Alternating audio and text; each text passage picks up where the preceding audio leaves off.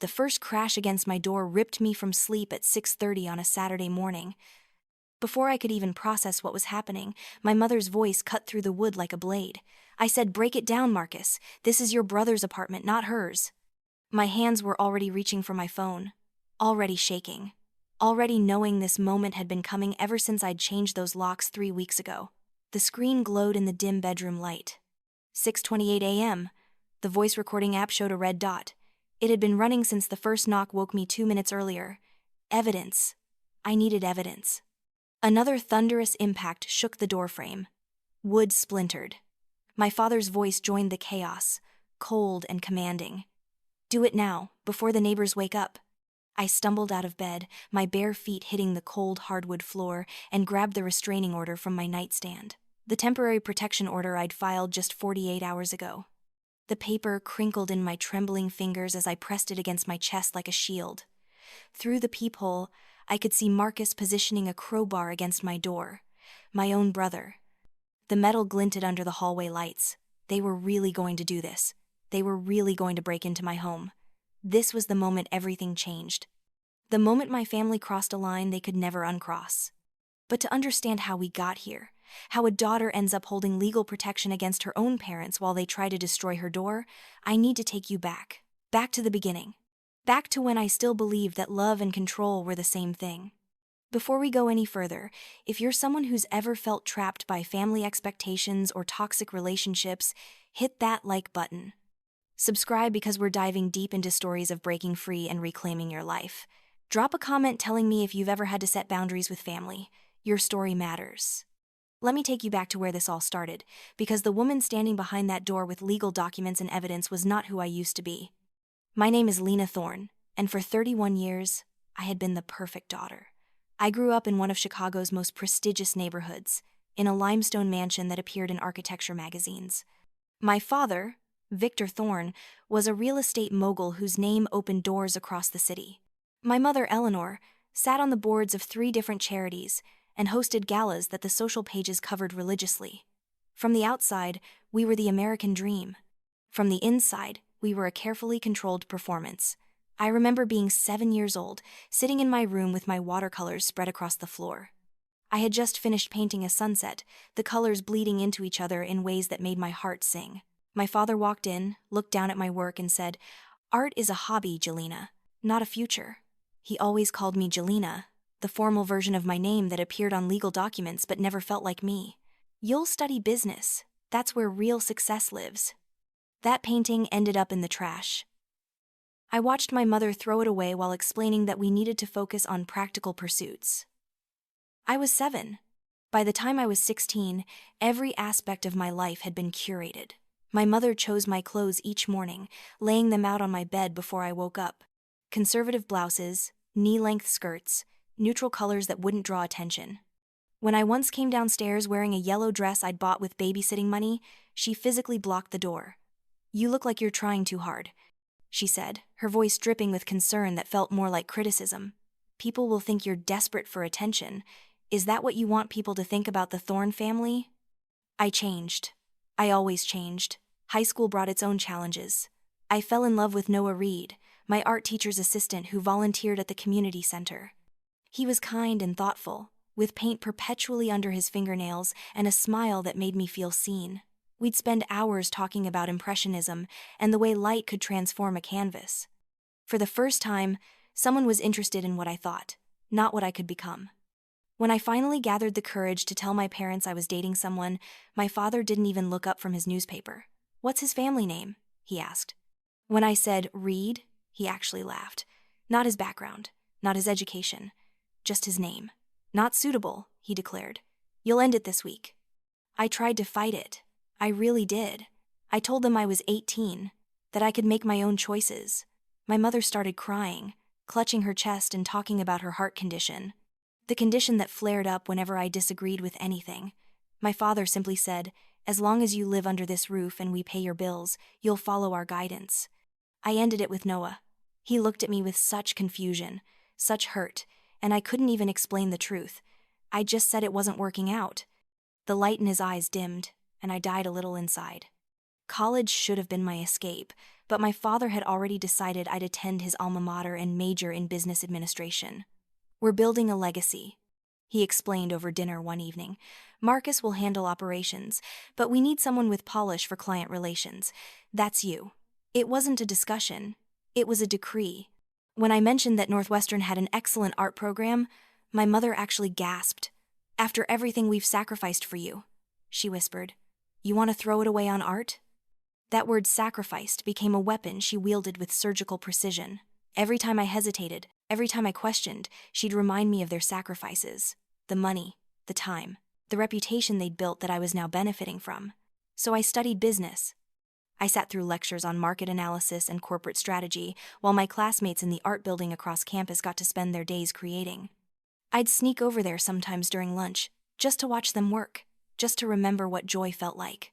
After graduation, there was a brief moment where I thought I might escape. I applied for a position at a small marketing firm that worked with art galleries. The pay wasn't much, but the work excited me. I could be around art even if I wasn't creating it. When I told my father I'd accepted the position, he stared at me for a long moment. "You'll work for Thorne Properties," he said finally. "I've already set up an office for you." "But I've accepted another position," I protested weakly. "Then unaccept it. You don't start at the bottom when you have a family business waiting." My mother chimed in with her usual tactics. "Do you know how it would look if Victor Thorne's daughter was working at some small firm? People would think we'd failed somehow. Think of what that would do to your father's reputation." Always the reputation. Always the family name. Never what I wanted. Never what made me happy. I called the gallery marketing firm and declined the position. The disappointment in the hiring manager's voice matched the emptiness I felt inside. Working at Thorne Properties was suffocating. My father micromanaged every decision, every email, every client interaction. If I suggested a new approach, he'd dismiss it. If I succeeded with a client, he'd take credit in board meetings. My brother Marcus got to make real decisions, got to take risks, got to fail and learn. I got to be the pretty face at charity dinners, the one who smiled and made small talk while Marcus discussed actual business. During team meetings, my father would literally speak over me. I'd start presenting an idea, and he'd interrupt to clarify my point, which really meant completely changing what I'd said. Marcus would smirk from across the table. "Little sister's still learning," he'd say, and everyone would laugh along. I was 26 years old with a business degree and 4 years of experience, but I was still learning. The control extended beyond work. My bank accounts were joint accounts with my parents, ostensibly to help me build credit and financial responsibility. In reality, it meant my mother knew every purchase I made. Once, I bought a set of professional paints and a small easel, thinking I could paint in my spare time. That evening, my phone rang. "Jelena, darling, I saw you spent $400 at an art supply store." My mother's voice was sticky sweet. "Is everything all right? Do you need to talk to someone? This obsession with art isn't healthy, sweetie. Remember what Dr. Morrison said about focusing on practical goals?" Dr. Morrison was the family therapist my parents had sent me to when I was 23, after I'd broken down crying at a family dinner. He'd spent 3 sessions convincing me that my resistance to family expectations was a form of self-sabotage.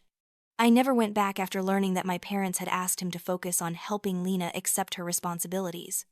I returned the art supplies the next day.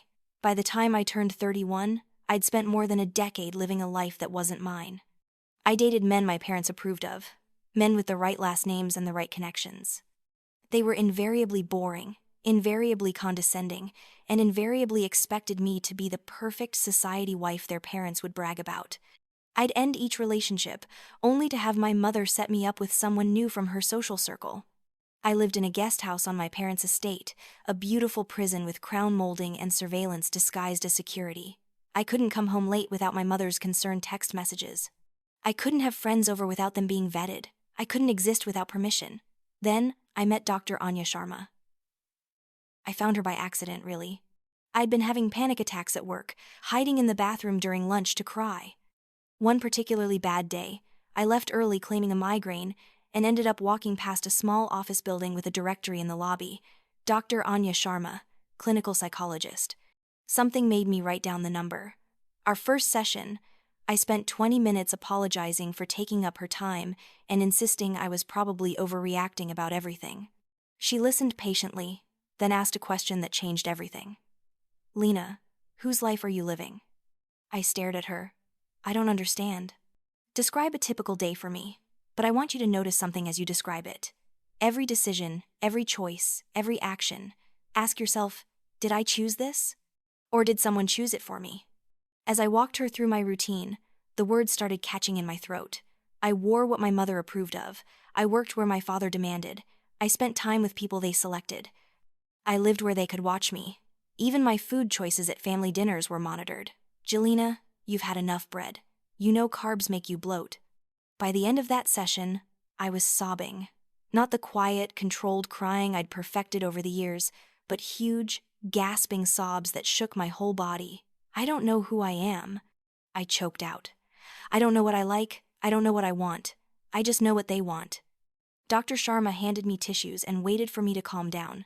Then let's figure out who Lena is, she said gently. Not Jelena, not Victor and Eleanor's daughter, not Marcus's sister, just Lena. It took months. Months of therapy sessions where we unpacked 31 years of control and manipulation. Dr. Sharma taught me about enmeshment, about emotional abuse, about the difference between love and control. She gave me articles about narcissistic family systems and golden child dynamics. Everything I read felt like someone had written my biography. You're not crazy, she told me during one session. You're not ungrateful. You're not selfish. You're a person trying to exist in a system that was never designed to let you be a person. She encouraged me to start small, reclaim tiny pieces of my life. I started choosing my own clothes, buying pieces my mother would hate, and leaving them in my closet at the guest house. I got a haircut without asking permission, shorter than my mother preferred. It was just a few inches, but when I looked in the mirror, I saw someone different, someone braver. The real turning point came when Dr. Sharma suggested I think about moving out. You're 31 years old, she said. What would it feel like to have your own space, your own front door that you control? The idea terrified me and thrilled me in equal measure. My own place, where I could paint at 3 a.m. if I wanted, where I could eat cereal for dinner, where no one would walk in unannounced to rearrange my furniture or comment on my choices. I started looking at apartments in secret, using a private browser window at work. I found a small one-bedroom in Lincoln Park, nothing fancy, but it had huge windows that flooded the space with light. The kitchen was tiny. There was only one bathroom. It was perfect. Signing the lease felt like jumping off a cliff. My hands shook so badly I could barely hold the pen. The landlord asked if I was okay, and I laughed a little hysterically. I'm 31 years old, and this is the first major decision I've ever made entirely on my own. He smiled. Well, congratulations. Welcome home. Now I just had to tell my family. I chose a Friday dinner, thinking that would give everyone the weekend to process.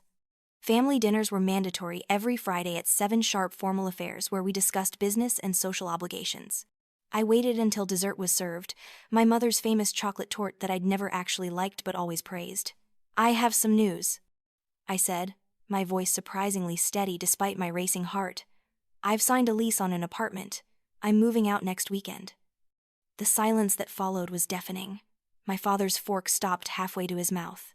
My mother's face went pale. Marcus actually laughed. You what? My father said, his voice dangerously quiet. I've rented an apartment in Lincoln Park, a 1-bedroom. I move in next Saturday. Absolutely not, my father said flatly. You'll cancel it immediately. It's already done, Dad. I've signed the lease and paid the deposit. My mother's hand flew to her chest, and here came the theatrics. Jelena, sweetie, why would you want to leave? Aren't you happy here? Have we done something to upset you? Her voice broke on the last word, tears already forming. After everything we've done for you, you want to abandon us? I'm not abandoning anyone. I'm 31 years old. It's time I lived independently. This is financial irresponsibility, my father declared, as if that settled it. You can't afford rent in your current lifestyle. You'll drain your savings in 6 months and come crawling back. Then I'll adjust my lifestyle. People live on budgets all the time. Marcus leaned back in his chair, smirking. Is this another one of your rebellious phases, Lena? Like when you wanted to be an artist? Or when you dated that loser teacher's assistant? You'll last 3 months before you realize you need us. Something in me snapped at his tone. His name was Noah. And he wasn't a loser. And this isn't a phase, Marcus. This is my life. and I'm choosing to live it on my own terms. Your own terms? My father's voice rose. Everything you have is because of us. Your education, your job, your car, the roof over your head. You don't get to make decisions without considering how they affect this family. I've spent 31 years considering how my decisions affect this family, I said, standing up. My legs felt shaky, but I forced myself to stay standing. I think it's time I considered how they affect me. My mother was crying in earnest now. You're breaking my heart, Jelena. After my health scare last year, I thought we'd have more time together. But you'd rather live in some tiny apartment with strangers than stay with your family who loves you? There it was. The health scare that had been milked for maximum guilt for 18 months. A bout of high blood pressure that had been resolved with medication, but which my mother referenced whenever she needed leverage. Mom, your doctor said you're fine, and I'm not abandoning you. I'm moving 20 minutes away. 20 minutes might as well be 20 miles, she sobbed. You won't visit. You'll get caught up in your new life and forget about us. That's not true. It is true. She was almost shrieking now. This is what happens. Children move away and parents become burdens. We'll be lucky to see you on holidays. Eleanor, enough, my father said, and she immediately quieted, though the tears continued. He turned to me with cold eyes. You want to make this decision? Fine. But don't expect us to support it. Don't come crying to us when you realize you've made a mistake. I won't, I said quietly. I'm moving next Saturday. I hope you'll choose to support me, but I'm doing this either way. I left the dining room with my head held high, though my knees were knocking together. I could hear my mother's wailing behind me, my father's low voice trying to calm her, Marcus's sneering comment about dramatic exits. That night, alone in the guest house, I cried harder than I had in years, but underneath the fear and the guilt and the uncertainty, there was something else, something that felt almost like hope. The next week was a nightmare. My phone rang constantly. My mother left voicemails where she sobbed about being abandoned. My father sent tersely worded texts about financial responsibility and family loyalty.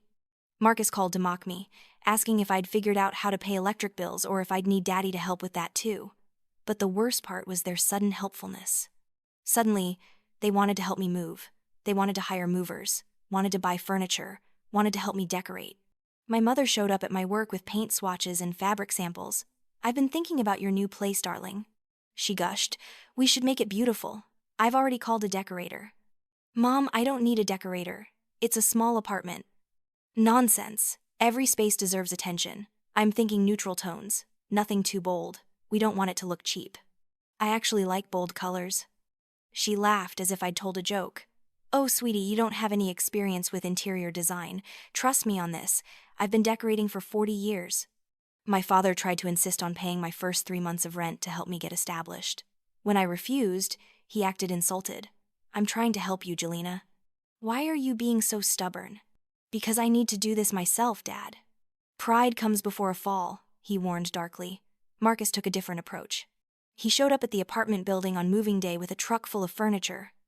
Mom and Dad wanted you to have these, he said, gesturing to expensive pieces that would dwarf my small space, from the storage unit. I didn't ask for furniture. It's just sitting there. Might as well use it. Marcus, I'm going to pick out my own furniture. He looked at me like I was insane. You're going to turn down free furniture? What are you trying to prove? That I can do this on my own. He shook his head. You're being ridiculous. But fine, when you're sitting on the floor because you can't afford a couch, don't call me. Moving day itself was chaotic. I'd hired budget movers and packed everything myself, wanting to maintain control over the process. But my family still showed up, hovering, criticizing, trying to take over. My mother kept rearranging boxes, insisting things should go in different rooms than I'd planned. My father examined every piece of furniture I'd bought from secondhand stores, making disparaging comments about quality and durability. This couch won't last a year, he declared, bouncing on the cushions. Then I'll buy another couch in a year, I replied evenly. When they finally left, after my mother had cried twice more about being shut out of my life, I closed and locked the door behind them. Then I leaned against it and just breathed. The silence was incredible. No one was going to walk in. No one was going to comment on my choices. This space was mine. I ordered pizza, ate it straight from the box while sitting on my won't-last-a-year couch, and felt more content than I had in years.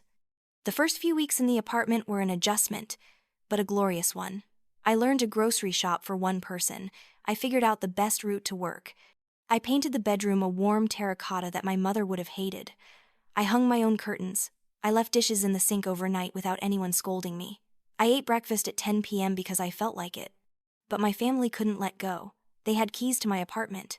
I'd given them copies during move-in, thinking it was normal for family to have emergency access. I quickly learned that emergency meant whenever they felt like stopping by. The first time it happened, I was 2 weeks into living there. I came home from work to find my mother in my kitchen, reorganizing my cabinets. "Mom, what are you doing here?" "Oh, honey, I was in the neighborhood and thought I'd check on you. Your cabinets were such a mess. Plates should be here, glasses here. It's more efficient. I had them organized the way I like them. This way is better, trust me. Oh, and I noticed you were out of milk, so I picked some up. And some proper cleaning supplies. You had the generic brands." "I prefer the generic brands. They're cheaper. But they don't work as well, sweetie. You need to invest in quality." She stayed for 3 hours, during which she also rearranged my pantry, reorganized my bathroom cabinets, and expressed concern about my sparse decor. When she finally left, I felt exhausted and violated. This was supposed to be my space. 2 days later, I came home to find my father there with Marcus and a handyman, installing new locks on my windows. "What is going on?" I demanded. "This building isn't secure enough," my father said without looking up. "These locks are industrial grade, much safer." "Dad, I didn't ask for new locks. You don't know what's safe and what isn't. This neighborhood might seem nice, but crime can happen anywhere." I researched the crime statistics. This is one of the safest neighborhoods in the city. Marcus laughed. "Yeah, until it isn't. Just let us help you, Lena. God, you're so ungrateful." They finished installing the locks over my protests. The handyman looked uncomfortable but followed my father's orders. When they left, I stood in my apartment feeling like the walls were closing in. They weren't respecting my space, they were invading it. I called Dr. Sharma the next morning. "They had keys," she said carefully when I finished explaining. "Did you give them keys?" "Yes, for emergencies." "And have they asked permission before using them?" "No, they just show up." "Lena, giving someone a key for emergencies doesn't give them permission to enter whenever they want. That's still your space. You get to control access to it. But they're my family." "Family doesn't mean they own your space. Would you walk into their home without permission?" "Of course not. That would be rude." "Exactly. The same rules apply to your home." "So what do I do?" "You set a boundary. You tell them they need to call before visiting and get your permission to enter. And if they won't respect that, you change the locks." The thought of changing the locks terrified me. The guilt was already crushing, but I knew Dr. Sharma was right. I couldn't have my own place if it wasn't actually my own. The confrontation happened 3 days later. My mother let herself in while I was taking a shower. I came out wrapped in a towel to find her in my bedroom, going through my closet. "Mom, what are you doing?" She jumped, looking guilty for just a second before her face smoothed into a smile. "I was just organizing your closet, sweetie. You had summer and winter clothes all mixed together. And some of these pieces really need to be donated. This color doesn't suit you at all." She was holding an emerald green blouse that I loved.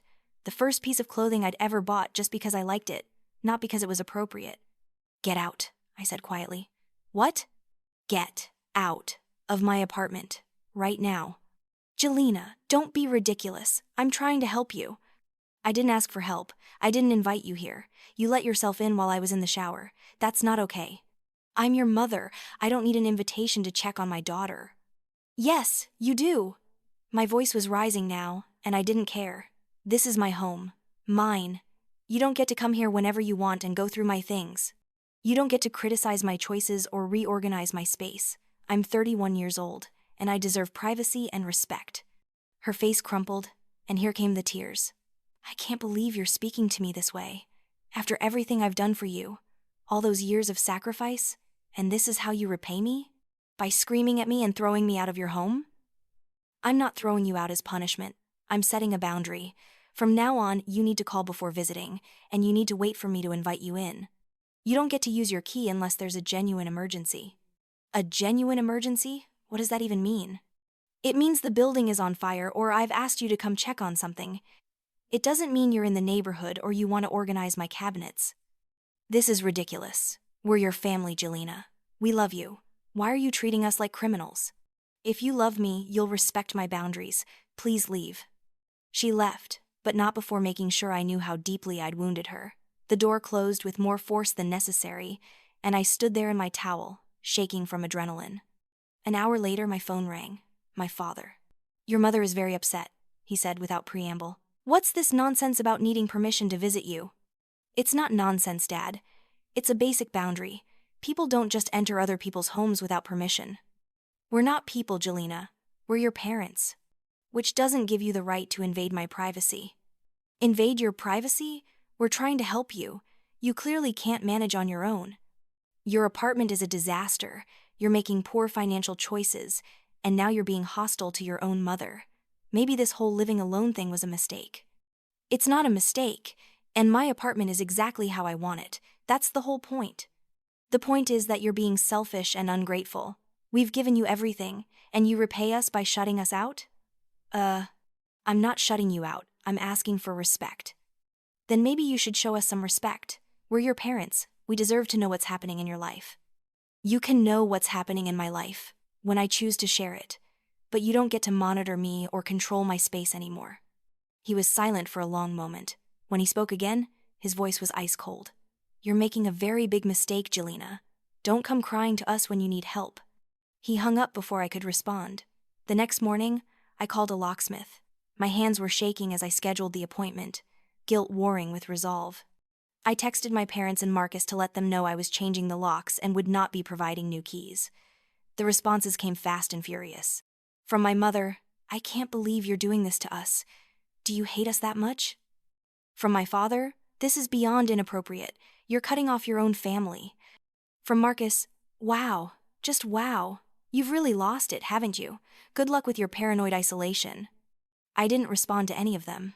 I just waited for the locksmith and tried to breathe through the panic attack that threatened to overwhelm me. The locksmith was a kind older man named Frank. "Trouble with an ex?" he asked as he worked. "Family," I said quietly. He nodded knowingly. "Sometimes the hardest locks to change are the ones between family members. But if you need privacy, you need privacy. Nothing wrong with that." When he finished and handed me the only 2 keys, it felt like both a victory and a loss. I was safe in my own space now, but I'd also severed something that might not be repairable. The Cold War that followed was excruciating. My mother sent long, guilt-laden emails about how I'd broken her heart. My father stopped speaking to me entirely, communicating only through terse text messages about work obligations. Marcus called me every few days to mock me, asking how my solitary confinement was going and whether I'd learned to change a light bulb yet. But slowly, painfully, beautifully, my life began to unfold. Without the constant oversight and criticism, I started to discover who Lena actually was. I painted. I bought real art supplies this time, good ones, and set up an easel by the big windows. I painted for hours, losing myself in color and light and the pure joy of creation. Some of the paintings were terrible, some were pretty good. All of them were mine. I reconnected with old friends, people I'd lost touch with because my family hadn't approved of them. Sarah, my college roommate who'd majored in theater. David, a guy from my brief stint at the gallery marketing firm. Rachel, a woman I'd met at a pottery class years ago. We started having weekly dinners, rotating between apartments, and I laughed more in those evenings than I had in years. I joined a local art class, figure drawing on Tuesday nights. The instructor, a woman named Miriam, with paint perpetually in her gray hair, looked at my work and said, "You have talent. Real talent. Have you thought about showing your work?" I hadn't. The idea seemed impossible. But Miriam connected me with a small gallery that featured local artists, and 6 months into my new life, 3 of my paintings hung on a wall with a price tag and my name beneath them. I went to the opening alone, wearing a dress I'd chosen, my hair styled the way I liked it. I stood in front of my paintings and felt something I'd never felt before. Pride. Genuine, uncomplicated pride in something I'd created. A woman approached me, mid-50s, elegant in a way my mother aspired to but never quite achieved. "Are you the artist?" she asked. "I am," I said, and my voice didn't shake. "These are remarkable. There's something raw in them, like you're painting your way out of something." "I am," I said again, "out of a cage." She smiled. "I can see that. I'll take all 3. I cried happy tears in an Uber home that night. clutching the gallery owner's card and a check that represented the first money I'd ever truly earned on my own terms. But of course, my family found out. Aunt Susan, my father's sister, who I'd always liked but rarely saw, came to the gallery after hearing about it through the social grapevine. Unlike my parents, she looked at my work with genuine interest. "These are incredible, Lena," she said, using my preferred name without being asked. "When did you start painting seriously?" "When I moved out," I said honestly. She looked at me for a long moment. "Your mother mentioned you'd been difficult lately. She said you'd cut them off and were going through some kind of crisis." "Is that what she said?" "That's what she said, but these paintings tell a different story. They look like someone who's found herself, not someone who's lost." I felt tears prick my eyes. "Thank you. That means more than you know." "I'm proud of you, honey. I know Victor and Eleanor can be intense. I've watched you disappear a little more every year.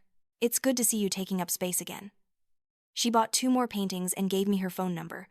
"Call me sometime. Let's have lunch. Just us." That lunch turned into a regular monthly thing. Aunt Susan became an ally, someone who understood the family dynamics from the inside, but had managed to maintain her own independence. She'd married someone my father didn't approve of, and had been somewhat ostracized for it, but she'd built a happy life anyway. She gave me hope that it was possible to be a thorn, and still be yourself. My personal life blossomed too. I started dating, really dating, people I chose. There was Alex, a graphic designer who shared my love of museums. We didn't work out romantically, but we became friends. There was Kira, a yoga instructor who taught me how to breathe through anxiety. We dated for 3 months before mutually deciding we were better as friends. Then I met Dylan. I was at a coffee shop, sketching in my notebook during my lunch break, when someone cleared their throat. "I'm sorry to bother you, but I saw what you were drawing. Is that the L station at Fullerton?" I looked up into warm brown eyes and a genuinely friendly smile. "It is. I ride that line every day and always thought it would make a good composition." "It does. You've captured the light really well. I'm Dylan, by the way. I'm a photographer.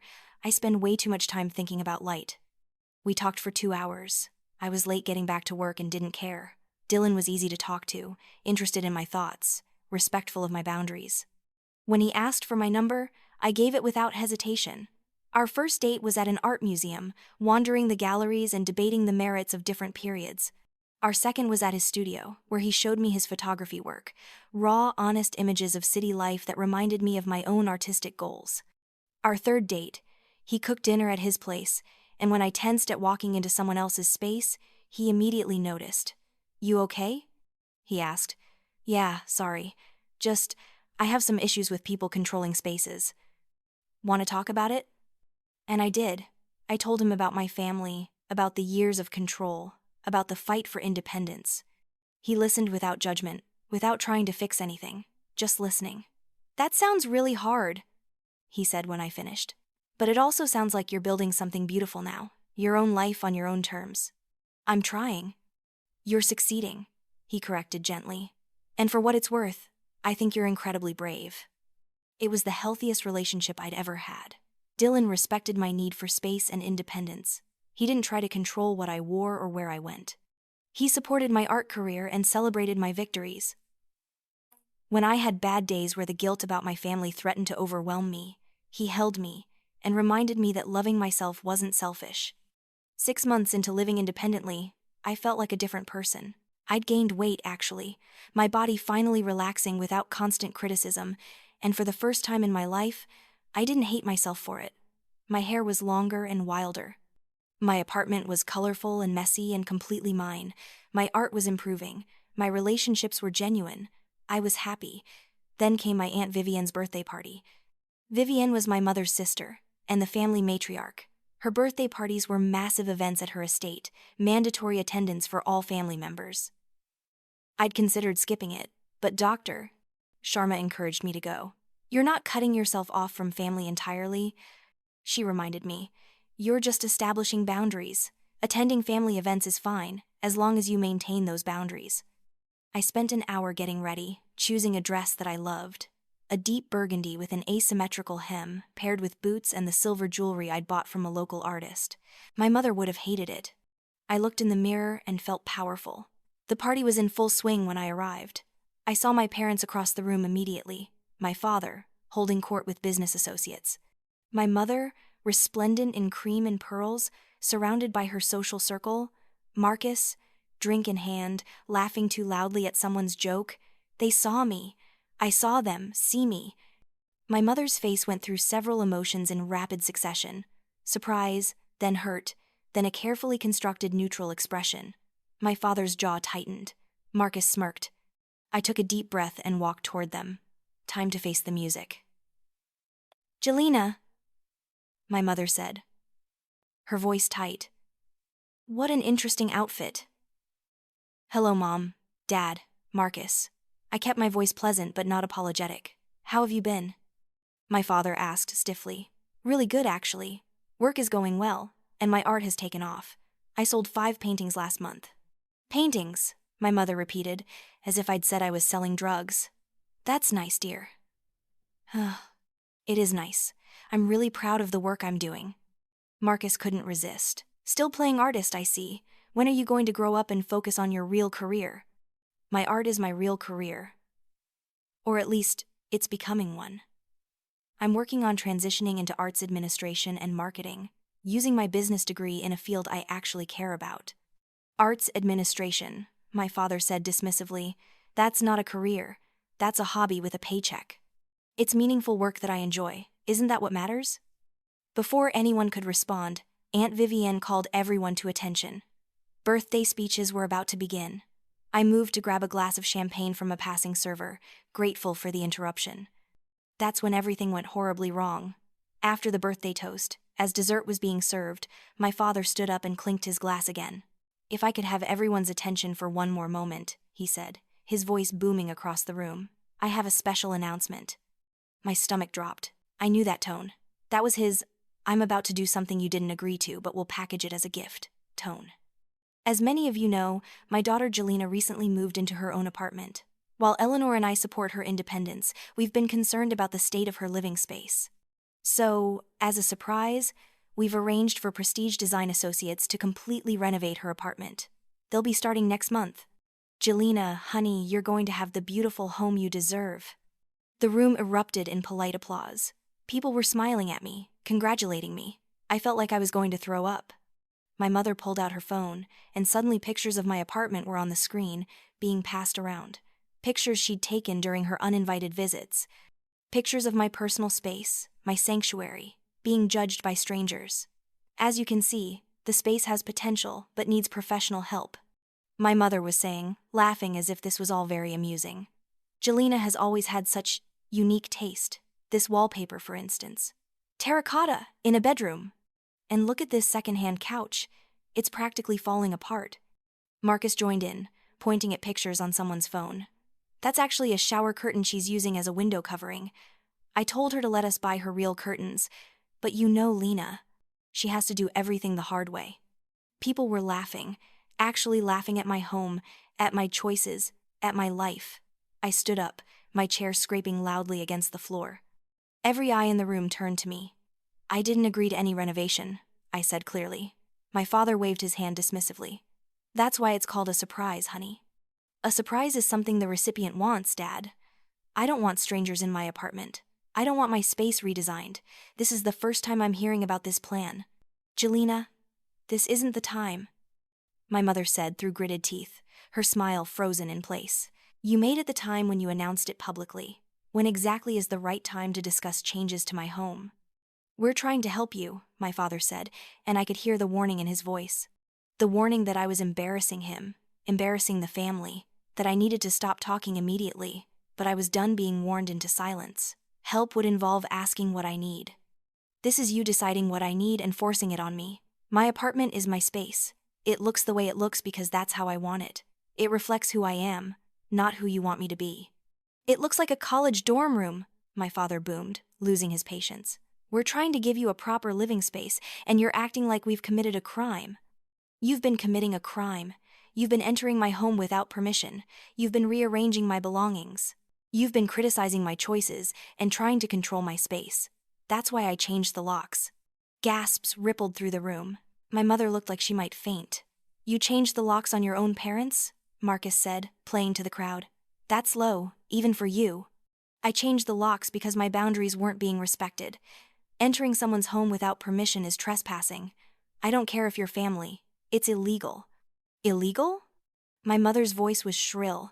We're your parents. We changed your diapers. We paid for your education. We gave you everything. And this is how you repay us? By calling us criminals? I'm calling your behavior what it is: controlling and inappropriate. I'm 32 years old. I deserve privacy and respect. If you can't give me that, then we need to have some serious distance. You've already created distance, my father said coldly. Moving out, changing locks, cutting us out of your life. Maybe we should respect that distance and leave you alone entirely, since we're such terrible parents. That's not what I said. That's exactly what you said, in front of our entire family and our friends. You've humiliated us, Jelena. Don't expect us to forget that. I looked around the room at all the faces staring at me. Some looked shocked. Some looked uncomfortable. A few, including Aunt Susan, looked sympathetic. Most looked judgmental, ready to side with Victor and Eleanor Thorne, pillars of the community who were being victimized by their ungrateful daughter. I'm not trying to humiliate anyone, I said quietly. I'm just trying to live my own life. If that humiliates you, then maybe you need to ask yourselves why my independence threatens you so much. I grabbed my purse and walked out. I made it to my car before the shaking started, before the tears came. I sat in the driver's seat for 10 minutes, just breathing, before I could trust myself to drive. My phone started ringing before I even got home. First my mother, then my father, then Marcus. I let them all go to voicemail. Then my phone started dinging with text messages, dozens of them. Family members weighing in, taking sides, telling me I was wrong, I was right, I needed to apologize, my parents needed to apologize. The family group chat was exploding. I turned my phone on silent and drove home. The next morning, Saturday, I woke to pounding on my door. My first groggy thought was that I'd overslept for work. Then I remembered it was the weekend. Then, the pounding got louder, and I heard my mother's voice. Jelena, open this door! We need to talk to you! I grabbed my phone. 6:30 in the morning. I had 17 missed calls and 43 text messages. Jelena, open up. My father's voice now, authoritative and angry. We know you're in there. I looked through the peephole. My parents and Marcus were in the hallway. My father looked furious. My mother looked like she'd been crying. Marcus had something in his hand, something metal. A crowbar. If you don't open this door, we're going to have to break it down, my mother shrieked. We're worried about you. Your behavior last night was concerning. We need to make sure you're okay. This was it. This was the moment I'd been warned about in therapy. The escalation. When control tactics don't work, controlling people escalate. They push harder. They take more extreme measures. My hand shaking, I grabbed my phone and dialed 911. This is 911. What's your emergency? My family is at my apartment threatening to break down my door, I whispered. I have a restraining order being filed on Monday. I need help. Ma'am, I'm dispatching officers to your location now. Stay on the line with me. Are you in immediate danger?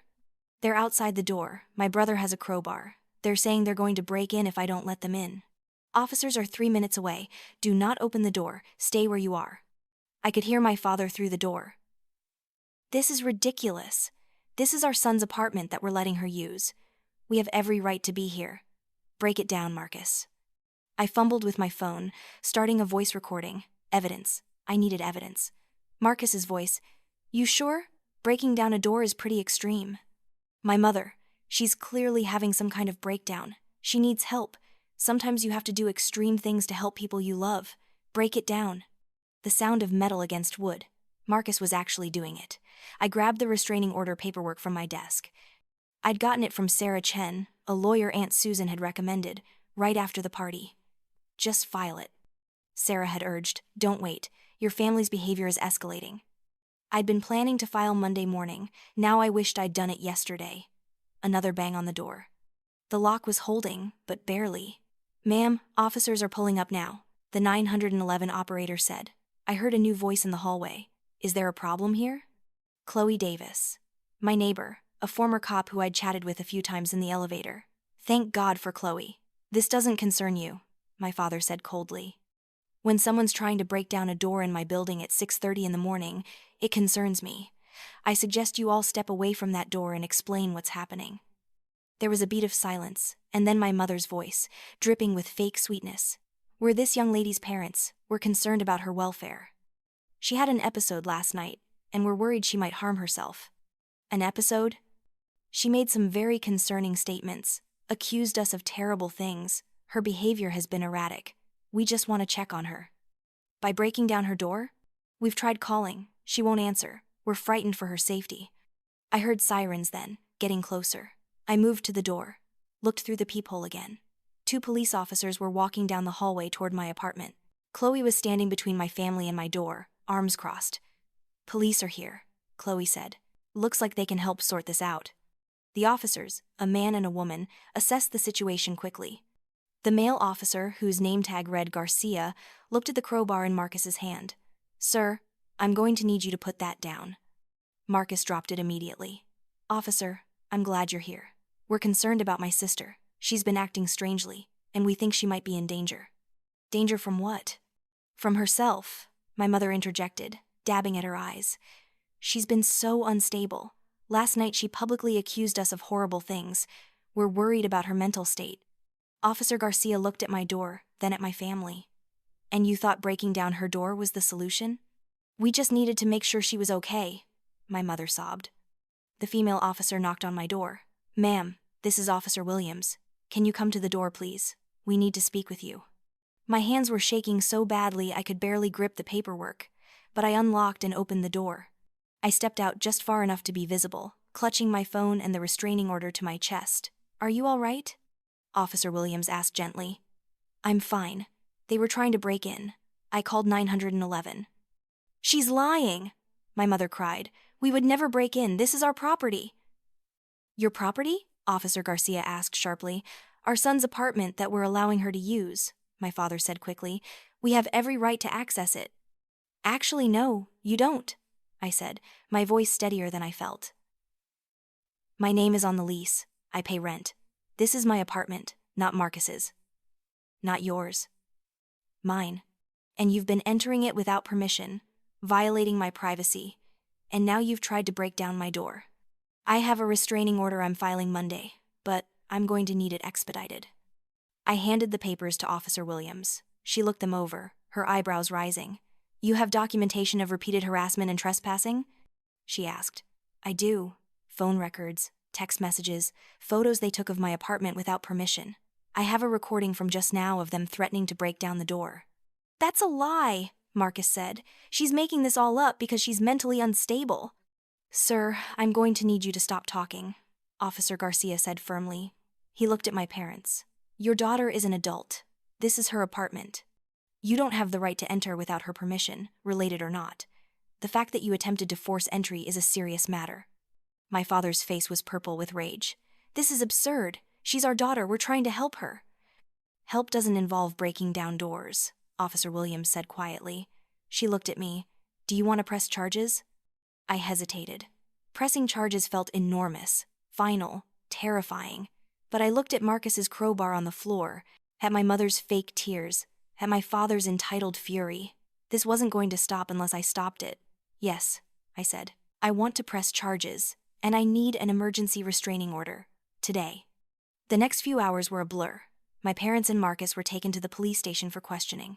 Chloe gave a statement about what she'd witnessed. I sat in my apartment with Officer Williams, going through everything that had led to this moment. The years of control, the boundary violations, the threats. The escalation. You did the right thing, Officer Williams said when we were done. This behavior pattern, it only gets worse. You protected yourself. Sarah Chen, my lawyer, met me at the courthouse Monday morning. The judge granted an emergency restraining order based on the evidence. My parents and Marcus were prohibited from contacting me or coming within 500 feet of my home or workplace. That should have been the end of it. It wasn't. My father hired a PR firm.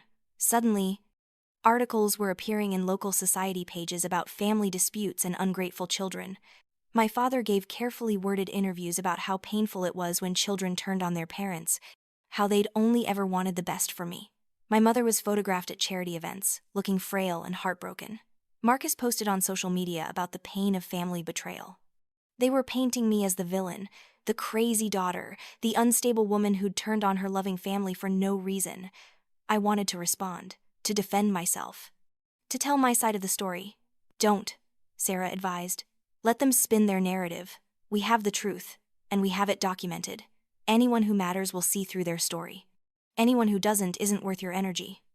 It was hard advice to follow, especially when family friends started calling, asking if I was okay, telling me they didn't know both sides, but they were concerned, especially when distant relatives sent me articles with subject lines like, "Is this really necessary?" Marcus tried to arrange a meeting. "Coffee," he texted. "Just us. I think we need to talk." I almost declined. Dr. Sharma had talked about the danger of flying monkeys, the family members sent to guilt or manipulate you back into line. But something in his message felt different. Less hostile. More tired. I agreed to meet him at a neutral location, a coffee shop in a busy part of town. I brought Chloe with me, sitting at a nearby table just in case. Marcus looked different, smaller somehow. The smirk was gone, replaced by something that looked almost like uncertainty. "Thanks for meeting me," he said. "You have 20 minutes. "Right, okay. Look, Mom and Dad are freaking out. The restraining order, the charges, it's not a good look. They want you to drop everything. They're willing to apologize if that's what it takes. Let me guess. In exchange for me dropping all legal action and never speaking about this publicly?" He had the grace to look embarrassed. Something like that. "But Lena, seriously, is it worth it? Tearing the family apart like this?" "I didn't tear anything apart, Marcus. I set boundaries. They're the ones who refused to respect them. They're the ones who tried to break down my door. They were worried about you. They were angry that they couldn't control me anymore. There's a difference." He was quiet for a moment, stirring his coffee even though he hadn't added anything to it. "You really see it that way? That they were controlling you?" "How else would you describe it? Every choice I ever made had to be approved by them. Every aspect of my life was monitored and managed. When I finally tried to live independently, they invaded my space, criticized my choices, and tried to force me back into line. That's control, Marcus. That's not love. But there are parents. They sacrificed a lot for us. Parents are supposed to sacrifice for their children. It doesn't mean children owe them their entire lives in return. I'm not a possession, Marcus. I'm a person." He looked up at me then, and I saw something in his eyes I'd never seen before. Doubt. "Is that how you felt? Like a possession?" "Yes, every single day. Didn't you?" He trailed off, then started again. "It's different for me. I'm the son, the one who was always going to take over the business. You were the daughter. You were supposed to what? To be decorative? To marry well? To make them look good? Is that all I was supposed to be? I don't know, maybe. God, that sounds terrible when you say it out loud. It feels terrible to live it." We sat in silence for a minute. Around us, the coffee shop buzzed with normal people having normal conversations. People whose families probably had normal problems, not whatever this was. "I don't think I can drop the charges," I said finally. "Not until I know they're going to actually respect my boundaries. Not until I see real change." "They're never going to change, Lena. You know that, right? Dad's almost 70, Mom's 68. People that age don't change." "Then the restraining order stays. I'm not going back to how things were. I can't. It was killing me, Marcus. Slowly maybe, but it was killing me." He nodded slowly. "I'm starting to see that. The thing is, I think it might be killing me too. A little. I just didn't realize it until you left." "What do you mean?" "Dad's gotten worse since you moved out. More controlling, more demanding. He monitors everything I do, questions every decision. Nothing I do is ever good enough. And Mom, she uses you as an example. At least Marcus hasn't abandoned us. At least Marcus still cares. It's exhausting." "So leave," I said. "Set your own boundaries." "It's not that simple for me. My entire career is tied to Dad's company. My identity is tied to being a thorn. You had the art thing, something separate. I don't have that. Then find it. It's never too late to figure out who you are outside of what they want you to be." He smiled sadly. "When did you get so wise?" "Therapy. Lots and lots of therapy." He laughed, a real laugh, and for a second he looked like the brother I'd played with as a kid, before the golden child grooming had really set in. "I'm not dropping the charges," I said again. "But if you want to talk, really talk, about what it's been like growing up in that house, I'm willing to listen. No parents, no lawyers. Just us trying to figure out how we got here. I'd like that, he said quietly. I really would. He left shortly after, and I sat with Chloe, processing what had just happened.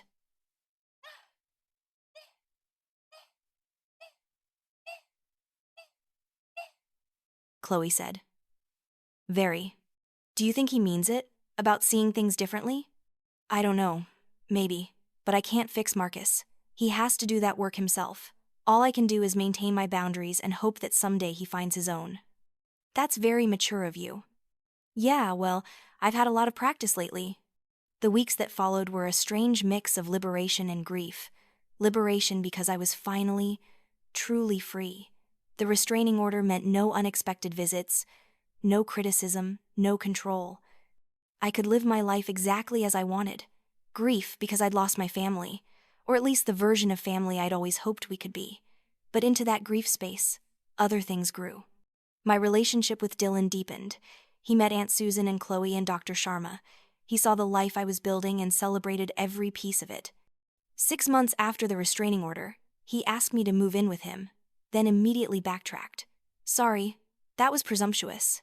You probably want to keep your own space. I shouldn't have assumed. I kissed him. You didn't assume, you asked. That's the difference. And yes, I'd love to move in with you, but I want to keep paying my share. I never want to be financially dependent on someone again. Deal. 50-50 on everything. Your money is yours, my money is mine, shared expenses are split. Sound good? Sounds perfect. My art career took off in ways I'd never imagined.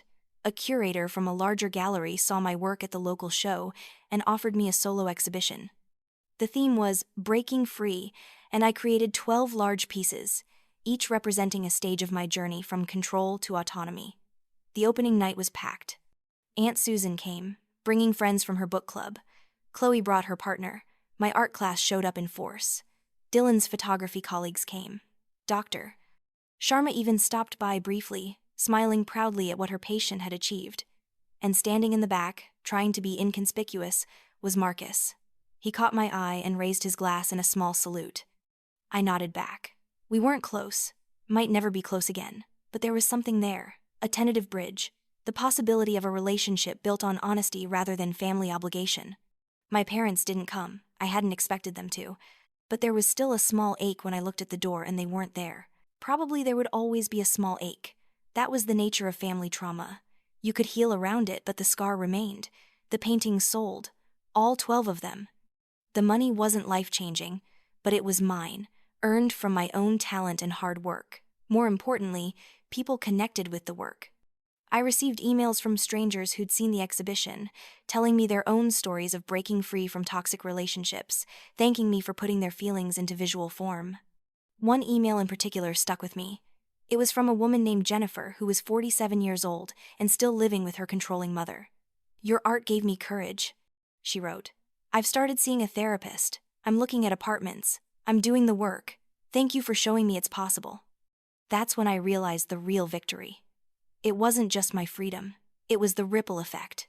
By choosing myself, by refusing to stay small and controlled, I was giving other people permission to do the same. A year and a half after the restraining order, my life looked nothing like it had in the Thorne mansion. I lived with Dylan in a bright, cluttered apartment full of art and photographs. I worked part-time at an arts nonprofit, coordinating exhibitions and education programs. I painted every day. I had real friends, people who loved me for who I actually was, not who my family name said I should be. I was happy, genuinely, deeply happy. The restraining order had been modified. My parents could now contact me via email, but only email, and only if I initiated the correspondence. They'd sent a few stiff messages. We hope you're well. We saw your exhibition was reviewed in the Tribune. Nothing that acknowledged what had happened. Nothing that resembled an apology. Just awkward attempts at connection that didn't require them to change. I responded to some, ignored others, on my own terms. Marcus and I met for coffee monthly now. He'd started therapy himself, working through his own issues with our parents. He hadn't left the family business, but he'd moved into his own place and started setting small boundaries. Baby steps, he said. Baby steps are still steps, I replied. One Saturday afternoon, Dylan and I were at a charity gala for the arts nonprofit I worked with. It was a big event, the kind my mother would have attended in her social heyday. I was there as staff, coordinating volunteers and greeting donors. That's when I saw them. My parents, across the room. They'd bought a table, apparently, supporting the cause. Or, more likely, maintaining their image as arts patrons, despite their daughter having chosen art over their approval. We locked eyes. My mother looked older, thinner. My father looked tired. For a moment, I felt the old pull, the old guilt. They're your parents. They're getting older. Life is short. Maybe you should forgive them? Try again. Be the bigger person. Then I looked at them more closely. Really looked. My mother was criticizing the server. I could tell by her expression. My father was holding court with a group of businessmen, dominating the conversation. Neither of them looked happy. Neither of them looked at peace. And I realized I'd made the right choice. I turned back to Dylan, who'd been watching the interaction carefully. "You okay?" he asked. "Yeah," I said, and I meant it. I really am. I didn't approach them. They didn't approach me. We existed in the same space for 2 hours and maintained our boundaries. When I left that night, I felt lighter somehow. The ache was still there, but smaller, more manageable. "You know what I realized tonight?" I told Dylan on the drive home. "What's that?" I don't need them to change or apologize or acknowledge what happened. I don't need their approval anymore. I've built a life I'm proud of, with people who actually see me and love me. That's enough. That's more than enough. He reached over and squeezed my hand. "That's growth, Lena. That's real freedom." He was right. Real freedom wasn't about restraining orders or locked doors. It was simpler and harder than that. It was waking up and choosing myself. Every single day. Without guilt. Without permission. That was freedom. I'd spent 31 years as Jelena, the dutiful daughter who bent herself into shapes to please other people. Now I was Lena, the artist, the partner, the friend, the whole person. And Lena didn't need permission to exist. Sometimes I still have hard days. Days where the guilt creeps back in, where I wonder if I was too harsh, too unforgiving. Days where I miss the fantasy family I always wished we could be. On those days, I look at my paintings, at the home I've created, at the relationships built on mutual respect and genuine love. I remember the woman who used to need her mother's approval to choose an outfit. I remember feeling like a possession instead of a person, and I remember that choosing myself wasn't selfish. It was survival. So here's what I want you to think about. Are you living your life or someone else's? Are the people who claim to love you lifting you up or holding you down? When you imagine your ideal life, who's in control? You or them? Setting boundaries with family is one of the hardest things you'll ever do. But living a life that isn't yours is harder. Trust me, I've done both. If my story resonated with you, hit that like button. Subscribe for more stories about breaking free and building the life you deserve. And please, drop a comment sharing your own experience. Whether you're still in the cage or you've broken free or you're somewhere in between, your story matters. We need to talk about these things. We need to know we're not alone. Because here's the truth I've learned. You can't set yourself on fire to keep other people warm. You can't sacrifice your entire identity to maintain someone else's comfort. And real love, healthy love, doesn't require you to disappear. I'm Lena Thorne, and I'm finally living my own life. It's messy and imperfect, and sometimes lonely, but it's mine, and that makes it beautiful.